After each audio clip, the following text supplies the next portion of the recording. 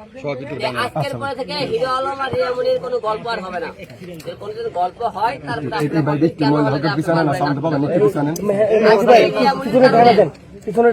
যত মান সম্মান সব হারাইছি।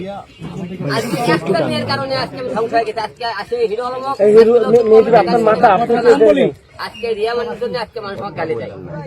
তাই আজকে আপনাকে একটা কথা বলতে চাই, আপনারা সবাই জানেন এই জায়গা এই এম বলকেই গত 29 তারিখে এই জায়গাতে আমি ঘুরতেছিলাম। এখান থেকে কয়েকজন হলে 6 জন লোক আমাকে টেনে নিয়ে যায়, মাঝখানে নিয়ে যায়, ডক্টর করে মেরে রেখে চলে যায়। রেখে চলে যাওয়ার পরে এখান থেকে আমাকে হসপিটাল নিয়ে যায়। আপনারা সবাই জানেন হসপিটাল নিয়ে যায়, চিকিৎসা করার পরে ওখান থেকে আমাকে বাসায় নিয়ে যায়। এটা আপনারা সবাই দেখেন, এখান থেকে হসপিটাল নিয়ে যায়, তারপরে চিকিৎসা করে বাসায় নিয়ে যাওয়ার পরে বাসা থেকে রিয়ামনি আমাকে বের করে দেয়।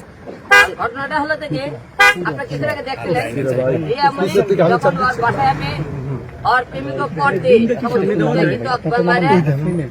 रक्त করে তার উপরে কবর থেকে রক্ত ধরায়। ধরানোর পরে রিয়ামনি ও আল্লাহ গো করে কি আর ধরিয়ে ধরলো দেখছেন আপনারা, মানে জামাই খেয়েছিল তার, আপনারা দেখছেন।